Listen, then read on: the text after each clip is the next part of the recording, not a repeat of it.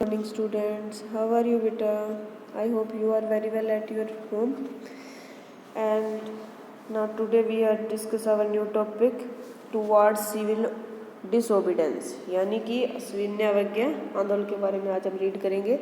In February 1922 Mahatma Gandhi decide to withdraw the non corporation movement, यानी कि फरवरी 1922 में महात्मा गांधी ने असहयोग आंदोलन वापस लेने का फैसला कर लिया। फाइनली उन्होंने वापस ले लिया। उन्हें लगता था कि जो भी आंदोलन है वो हिंसक होता जा रहा है और सत्याग्रहों को व्यापक प्रशिक्षण की ज़रूरत है, और कांग्रेस के कुछ नेता इस तरह के जनसंग्रहों से थक चुके थे। और 1999 में गवर्नमेंट ऑफ इंडिया एक्ट के तहत, जो हमारा गवर्नमेंट ऑफ इंडिया था, उसके तहत क्या हो चुका था कि गठित की गई जितनी भी जातियां और कस्बे थे वो हिस्सा लेना चाहते थे, और उन्हें लगता था कि परिषदों के रहते हुए ब्रिटिश नीतियों का विरोध करना, सुधारों का वकालत करना, यह देखना भी महत्वपूर्ण है। ये सारी परिषदें क्या हो गई, लोकतांत्रिक संस्था नहीं, CR दास, मोतीलाल नेहरू के परिषद, यानी कि राजनीति पॉलिटिकल जो वापस लौटने के लिए कांग्रेस के भीतर क्या होगी, स्वराज पार्टी का गठन कर डाला।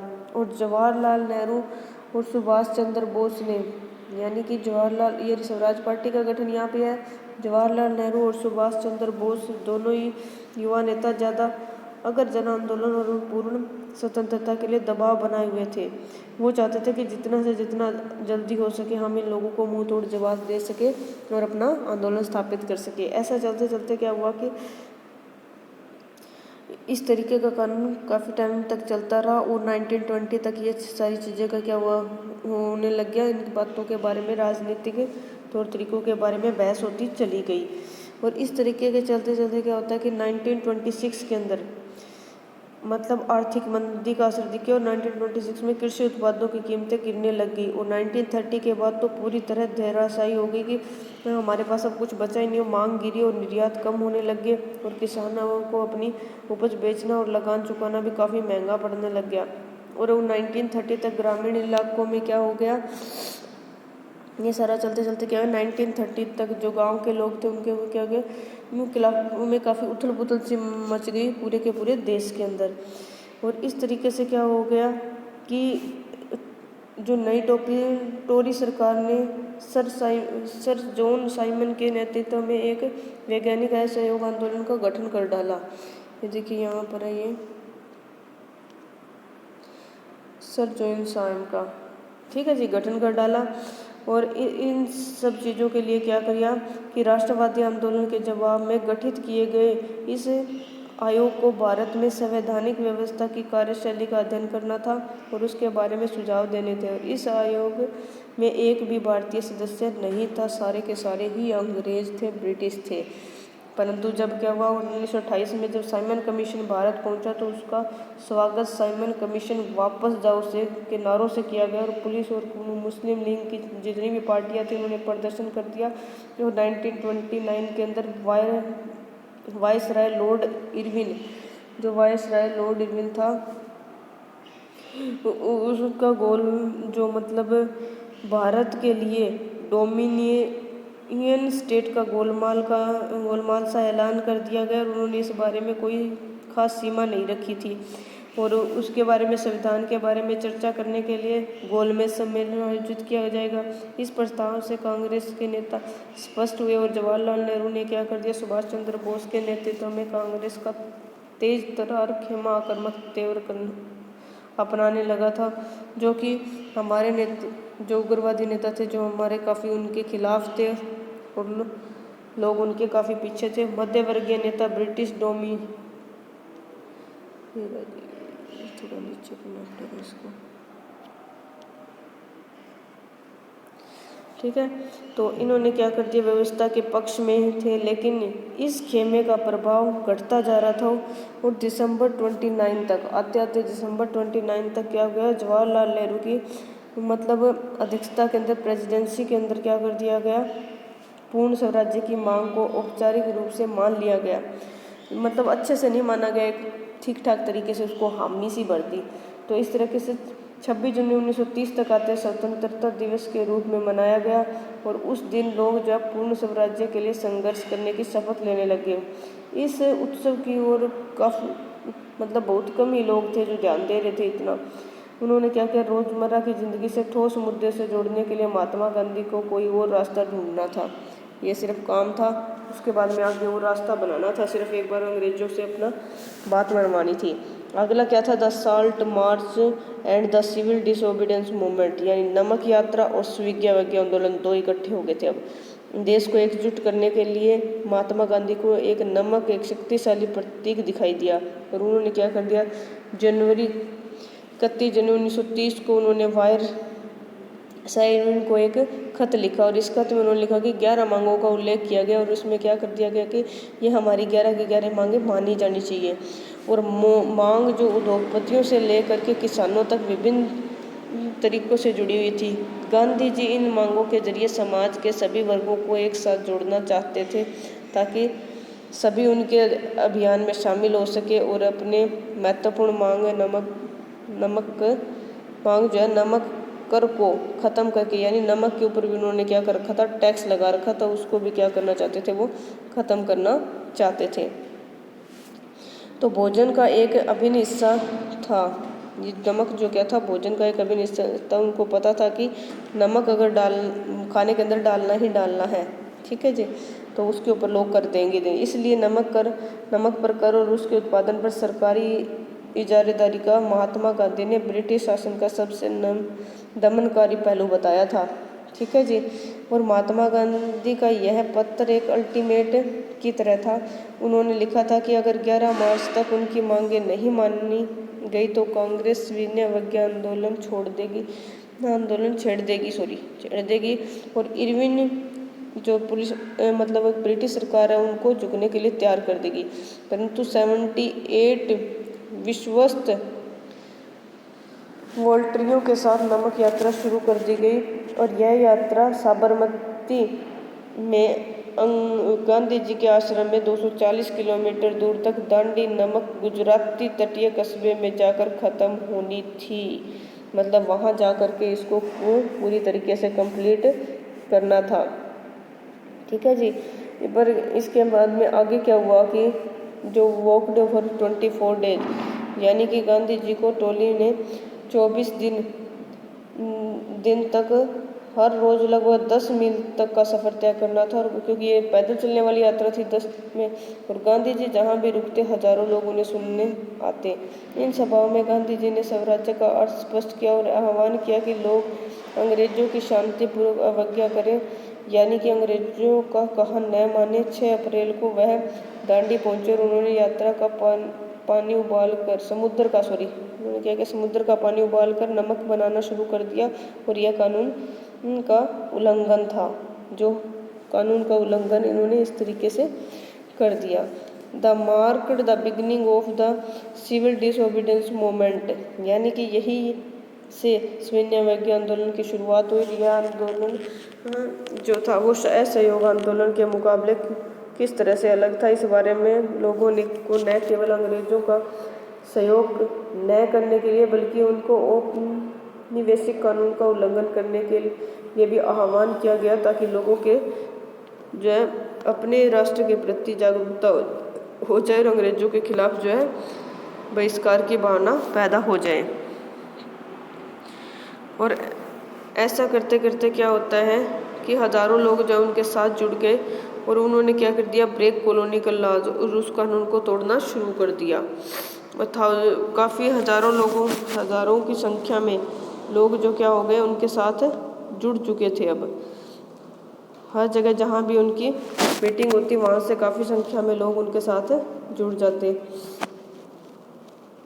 तो इन सब के चलते हुए इस तरीके से उनका जो है चौकीदारी कर चुकाने और वगैरह के इस तरह के जो कर लगा रखे थे उनका उल्लंघन करने लग गए और वे लकड़ी बीनने और मवेशियों को चराने के लिए आरक्षित वनों में घुसने लग गए थे, ठीक है जी। Worried by the development the colonial government began arresting the Congress leaders one by one. अब क्या होने लग गया भाई, इन घटनाओं से परेशान होकर अंग्रेजों ने क्या कर दिया, जो कांग्रेस के जितने भी नेता थे उनको एक एक करके जेल में डालना शुरू कर दिया। और इस तरीके से चलते चलते क्या होता है कि 1930 के अंदर महात्मा गांधी के समर्पित साथी अब्दुल गफ्फार खान को गिरफ्तार कर लिया गया। इस तरीके से चलते चलते उन्होंने क्या कर लिया, खान को अरेस्ट कर लिया गया और जेल में डाल दिया गया। तो गुस्साई भीड़ सशस्त्र बख्तरबंद गाड़ियों और पुलिस की गोलियों का सामना करते हुए सड़क पर उतर गई। यानी मतलब लोग और ज़्यादा भड़क गए और उनके खिलाफ हो गए। इस तरीके से क्या हुआ, शांतिपूर्ण सत्याग्रह पर हमले किए गए और औरतों व बच्चों को मारपीट किया गया। लगभग 1 लाख लोग गिरफ्तार कर लिए गए। इस तरीके से ज़बरदस्ती 1 लाख लोगों को जेल में डाल दिया गया। महात्मा गांधी ने एक बार फिर से क्या कर दिया, इस बारे में ये डिसाइड कर लिया कि ये आंदोलन वापस ले लिया और 5 मई को यानी कि 5 मई 1931 को उन्होंने क्या किया, इरविन के साथ एक समझौते पर दस्तखत कर दिए। इरविन समझौता जिसको कहते हैं ना, उसमें। और गांधी इरविन समझौते के जरिए गांधी जी ने लंदन में होने वाले दूसरे गोलमेज सम्मेलन में हिस्सा लेने पर अपनी सहमति व्यक्त कर दी कि हम उसके अंदर हिस्सा लेने के लिए तैयार हैं। और इस तरीके से क्या हुआ कि round table conference in London and the government agreed to release the political prison. यानी कि क्या है, इसके बदले सरकार राजनीतिक कैदियों को रिहा करने पर राजी हो गई। और दिसंबर 1931 में क्या हुआ कि सम्मेलन के लिए गांधी जी लंदन गए और वह यह वार्ता मतलब इस बारे में बातचीत के बीच ही टूट गई और उन्होंने निराश वापस लौटना पड़ा। और यहाँ आकर उन्होंने बताया कि सरकार ने नए सिरे से दमन शुरू कर दिया है। और गफ्फार खान और जवाहरलाल नेहरू दोनों जेल में थे उस टाइम में और गैर कानूनी घोषित कर दिया गया। और सभाओं का प्रदर्शन और बहिष्कार जैसी गतिविधियों को रोकने के लिए सख्त कदम उठाए जा रहे थे उस टाइम में। और इस तरह से चलते चलते लेकिन 1934 तक आते आते उनकी सारी गति जो है पहले से भी ज़्यादा कम हो गई, मंद पड़ गई।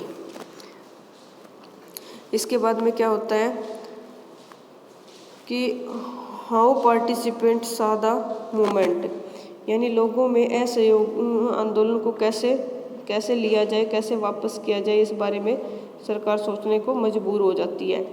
तो इसके अंदर क्या हुआ कि द कंट्री साइड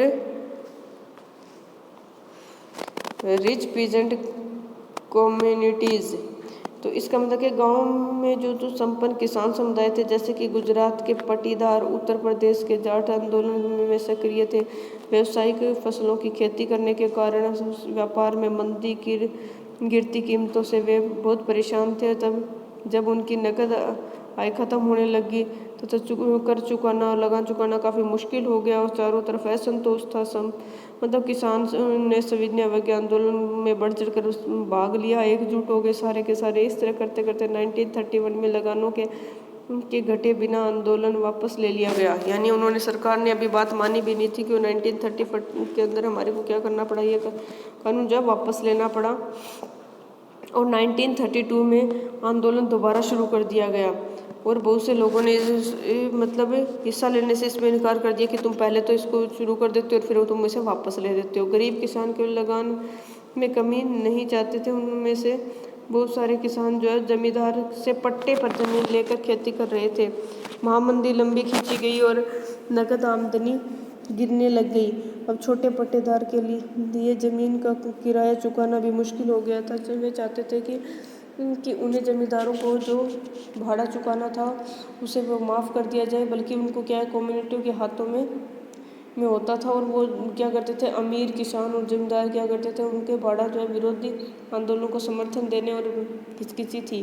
और उन्होंने क्या कर दिया, गरीब किसानों और कांग्रेस के नेता के साथ क्या संबंध अनिश्चित बने रहे और उनके लोगों को खिलाफ करने का काम शुरू कर दिया। इन्होंने इस तरीके का काम करना शुरू कर दिया। इसके बाद क्या होता है कि इस तरीके के चलते चलते हमारे पास what about the business classes, यानी व्यवसायी वर्ग की क्या स्थिति हो गई थी, इस बारे में हम पढ़ते हैं कि ये सब चलते चलते क्या होता है कि अपने कारोबार को फैलाने के लिए उन्होंने जिस तरह की औपचारिक नीतियों का विरोध किया, जिसके कारण व्यवसायिक गतिविधियों में रुकावट आई गई। और ये 1920 में 1920 के अंदर क्या कर दिया गया भारतीय उद्योग एवं व्यवसायिक कांग्रेस और 1927 में क्या कर दिया गया, भारतीय वाणिज्य एवं उद्योग संस्थान, मतलब इसके नाम लिखे गए हैं।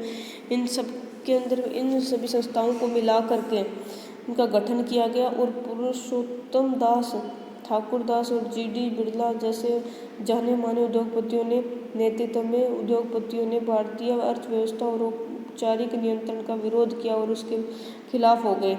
इस तरीके से क्या हो गया, इस तरीके की हमको आगे चलता चलता देख करके 1932 तक जो है क्या गया, रेल के कामगारों की और में गोदी कामगारों की हड़ताल शुरू हो गई। और छोटा नागपुर के जो है 1930 में टीन कानून के हजारों मजदूरों ने गांधी टोपी पहनकर रैलियों का बहिष्कार करना शुरू कर दिया और उनको मानने से इनकार कर दिया। सरकार के खिलाफ हो गए सिविल नाफरमानी आंदोलन में औरतों ने भी बढ़ चढ़ करके भाग लिया और हर एक बात के ऊपर क्या गया, उन लोगों का बहिष्कार किया गया। कांग्रेसों के सारे जो है वो अंग्रेजों के सारे क्या हो गए, खिलाफ हो गए और उन्होंने बड़ी संख्या में लोगों ने इकट्ठा होकर के उनका एक साथ से मतलब इन चीज़ों को मानने से इनकार कर दिया।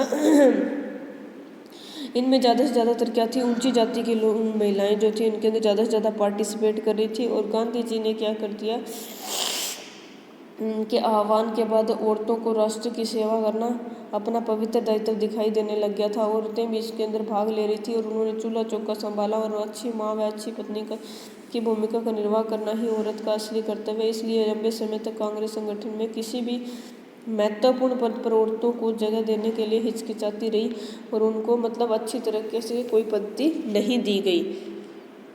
नाउ कंटिन्यू दिस टॉपिक बेटा। ये क्या है, the limit of civil disobedience. विनय की सीमाएं कौन कौन सी थी। Not all social groups were moved by the abstract concept of swaraj, यानी कि सभी सामाजिक जो समूह थे स्वराज की अमूर्त अवधारणा से प्रभावित नहीं थे। ऐसा ही एक समूह राष्ट्र में आ गया अछूतों का था और 1930 के बाद मतलब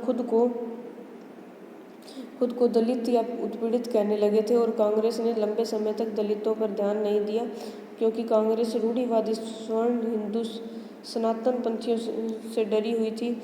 लेकिन महात्मा गांधी ने ऐलान कर दिया कि अस्पृश्यता यानी छुआछूत को खत्म किए बिना 100 साल तक की स्वराज की स्थापना नहीं की जा सकती। जब तक हम इन लोगों को साथ नहीं लेंगे तब तक हमारे राज्य को हमारा स्टेट जो वो आज़ाद नहीं हो सकता। अछूतों का हरिजन यानी कि ईश्वर की संतान बताया। उन्होंने मंदिरों, सार्वजनिक तालाबों, सड़कों और कुओं पर समान अधिकार। पहले लोगों को क्या कर दिया जाता था, जो नीच जाति के लोग होते थे उनके कुएं भी अलग होते थे। उनको अगर घर में वो आते थे तो गेट के पास जूती निकाल के वहीं बैठ जाते थे। उनको किसी तरह का अलग से बर्तन दिया जाता था। उनको स्पेशल जो जिसमें हम खाना खाते उस तरह के बर्तन नहीं यूज करने दिए जाते थे। इस तरीके से लोगों से घृणा की जाती थी। इस घृणा को ख़त्म किया गया और इस तरीके से चलते चलते क्या कर दिया गया, सिविल डिसोबीडियंस जो है उसको आगे बढ़ाया गया। लोगों के अंदर एकता की भावना को बढ़ाया गया और इस तरीके से चलते चलते क्या होता है कि आगे जा कर के सामाजिक अपंगता केवल राजनीतिक सशक्तिकरण से ही दूर हो सकती है। और ये सविनय अवज्ञा आंदोलन में दलितों की हिस्सेदारी काफ़ी सीमित थी और महाराष्ट्र और नागपुर ये ऐसे दो क्षेत्र थे जहाँ खास तौर पर इन चीज़ों को काफ़ी हद तक देखा जा सकता था। आगे चल कर के डॉक्टर भीमराव अम्बेडकर ने क्या किया, एक दलित वर्ग एसोसिएशन में संगठित किया और दलितों के लिए अलग निर्वाचन क्षेत्रों के सवाल पर दूसरे गोलमेज सम्मेलन में महात्मा गांधी के साथ उनका काफ़ी विवाद हुआ। जब ब्रिटिश सरकार ने अम्बेडकर की मांग मान ली तो गांधी जी क्या करने लगे, आमरण अनशन पर बैठ गए। उनका मत था कि दलितों के लिए अलग निर्वाचन क्षेत्र की व्यवस्था से समाज में उनके एकीकरण की प्रक्रिया धीमी पड़ जाएगी। अगर जो मिडिल क्लास के लोग अगर उनको अलग कर दिया जाएगा तो हमारे जो है ये कानून जो हमने ये आंदोलन छोड़ रखा है उसकी गति जो पहले से धीमी हो जाएगी। और ऐसे करते करते क्या हो जाता है कि 1932 के अंदर तो में पूना एक्ट पर हस्ताक्षर कर दिए गए और उनसे दलित वर्ग के जो लोग थे उनको मतलब प्रांतों में और केंद्र में अलग अलग सीटें आरक्षित कर दी गई। उन्होंने मतदान सामान्य निर्वाचन क्षेत्र में ही होता था। फिर भी दलित आंदोलन कांग्रेस के नेतृत्व में चल रहे राष्ट्रीय आंदोलन को शंका की दृष्टि से ही देखता जा रहा था। इस तरह के मतलब उछल पुछल होती जाती है और आगे तक यह आंदोलन चलता जाता है और मुसलमानों को भी केंद्रीय सभा में आरक्षित सीटें कर दी गई। मतलब कुछ हद तक जो है सीटें पहले की बजाय उनके लिए सीटें जो है उनको दे दी गई कि ये सीटें जो है इन्हीं की है, इन्हीं का ही अधिकार होगा इनके ऊपर और इसके अंदर कोई भी हिस्सा नहीं ले सकेगा। इस तरीके से मतलब काफ़ी टाइम तक इस तरीके से उनको चलाया जाता है। उसके बाद में क्या होता है कि मोहम्मद अली जिन्ना का कहना था कि अगर मुसलमानों को केंद्रीय सभा में आरक्षित सीटें दी जाए और मुस्लिम बहुत मतलब बहुल प्रांतों में मुसलमानों को आबादी के अनुपात में प्रतिनिधित्व दिया जाए तो मुसलमानों के लिए एक निर्वाचिका की मांग छोड़ने के लिए तैयार है। और उन्होंने 1928 में क्या कर दिया, 1928 के अंदर उन्होंने एक तरीके से M.R. जयकर ने इस समझौते के लिए प्रयासों के खुलेआम निंदा शुरू कर दी और उससे मुद्दे में के समाधान की सारी संभावनाएं समाप्त कर दी। सविनय अवज्ञा आंदोलन शुरू हुआ और इस समय क्या हुआ, समुदाय के बीच संदेह और विश्वास का जो माहौल बना हुआ था उसमें अल्पसंख्यक की संस्कृति और पहचान खो जाएगी। उसके अंदर मतलब काफ़ी समय से जो भी धारणाएं और जो विचार थे वो काफ़ी हद तक क्या हो गए, ख़त्म हो गए। नेक्स्ट आता है हमारे पास, वो है the sense of collective belonging, यानी सामूहिक अपनेपन का भाव। The sense of collective belonging, अपनेपन का भाव जो आने लग गया। उसके अंदर क्या होता है कि राष्ट्रवाद की भावना जो है पनपने लगी, लोग एकजुट होने लगे, एक राष्ट्र बनने लग गया, एक मतलब सूत्र में बंधने लग गए। एक तरीके से उनका एक सोचने का तरीका जो उनके मस्तिष्क का वो एक हो गया। अब सामूहिक अपनेपन को लेकर के लोग आगे बढ़ रहे थे, उनके अंदर प्यार की भावना और एक तरीके के लोक कथाएं, गीत, प्रतीक, राष्ट्रवाद कर सब ने सारा का सारा कुछ क्या होने लग गया, एक जैसा होने लग गया। एक तरीके से राष्ट्रवाद बनना शुरू हो गया था। अब सारा का सारा एक तरीके से आगे की आगे हम बड़े चले जा रहे थे। जैसा कि राष्ट्र की पहचान सबसे ज़्यादा किसी तस्वीर में ही अंकित की जा सकती है, इससे लोगों को एक ऐसी छवि गढ़ने की मदद मिलती थी कि जिसके जरिए क्या होता है 20वीं सदी के राष्ट्रवाद के विकास के साथ भारत की पहचान भी भारत माता की छवि का रूप देने लग गई थी। और जो बंकिम चंद्र चट्टोपाध्याय थे जिन्होंने क्या कर दिया था, जो 1870 के अंदर दशक के अंदर उन्होंने क्या किया, मातृभूमि की स्तुति के रूप में वंदे मातरम गीत लिख डाला। ठीक है जी। और उन्होंने क्या किया कि आनंद मठ में शामिल कर दिया और गीत बंगाल में स्वदेशी आंदोलन में खूब गाया गया, बार बार उसको रिपीट किया गया। और अमरिंदर टैगोर ने भारत माता की विख्यात छवि को चित्रित कर दिया, उन्होंने भी उसकी पेंटिंग बना दी भारत माता की। और शांत, गंभीर, देवी और आध्यात्मिक गुणों से युक्त दिखाई देती थी। और अब इस छवि को बड़े पैमाने पर सबके सामने प्रस्तुत किया, सभी लोग उसको पसंद करने लगे। इस तरीके से चलते चलते क्या होता है, एक राष्ट्रवाद का विचार, एक और नया आइडिया आया कि भारतीय लोक कथाओं को पुनर्जीवित किया जाए। अब लोगों को उसके लिए अट्रैक्टिव किया जाए, उनके अंदर क्या कर दिया जाए। 19वीं सदी में आखिरकार राष्ट्रवादियों ने बाटो वह चारणों द्वारा गाई सुनाई और दर्ज लोक कथाओं को दर्ज करना शुरू कर दिया। गीतों व जनश्रुतियों को इकट्ठा कर लिया गया, गांव गांव घूमने लग गए, सारी जगह इस तरीके के ही गीत गाने जाने लग गए। और हर जगह बाहरी ताकतों के प्रभाव से भ्रष्ट और दूषित सही तस्वीरें पेश करती गई। और बाहरी ताकतों के प्रभाव से भ्रष्ट और दूषित हो चुकी अपनी राष्ट्रीय पहचान को ढूंढने के और अपने अतीत में गौरव का भाव पैदा करने के लिए इस लोक परंपरा का बचा कर रखना जरूरी था। और बंगाल में खुद रविंद्रनाथ टैगोर ने लोक गाथा गीत, बाल गीत और मिथकों का इकट्ठा करके ये इस तरीके का फोक सॉन्ग जो उन्होंने खुद बनाया और खुद सुनाया था। इस तरीके के चलते चलते उन्होंने क्या किया, द फोकोर्स ऑफ सदर्न इंडिया के नाम से तमिल लोक कथाओं का विशाल संकलन पर उन्होंने इस तरीके की क्या अविश्वसनीय व्यक्ति दी। और जैसे जैसे राष्ट्रीय आंदोलन आगे बढ़ने शुरू हो गए, नेशनलिज्म हमारा आगे बढ़ना शुरू हो गया, एकजुट होने शुरू हो गए, तो प्रतीकों के बारे में ज़्यादा जागरूक होते चले गए लोग। और तिरंगा झंडा तैयार किया गया और अपने ब्रिटिश भारत के 8 प्रांतों का प्रतिनिधित्व करते हुए कमल के 8 फूल हिंदुओं व मुसलमानों का प्रतिनिधित्व अर्धचंद्र दर्शाया गया। और 1921 के अंदर महात्मा गांधी जी ने क्या कर दिया, स्वराज्य का झंडा तैयार कर दिया और यह भी तिरंगा था और इसके मध्य में गांधी जी प्रतीक चरखे की जगह दी गई और जो स्वावलंबन का प्रतीक था। जुलूसों में यह झंडा चलना शासन के लिए प्रतिज्ञा का संकेत था। अच्छा, दूसरी साइड क्या होता है, अनदर मीन्स दूसरा मतलब क्या है कि इतिहास की पुनर्व्यवस्था राष्ट्रवाद की भावना पैदा होनी शुरू हो गई साधन थी। और 19वीं शताब्दी के अंत तक आते आते एंड ऑफ 19th सेंचुरी में क्या हो जाता है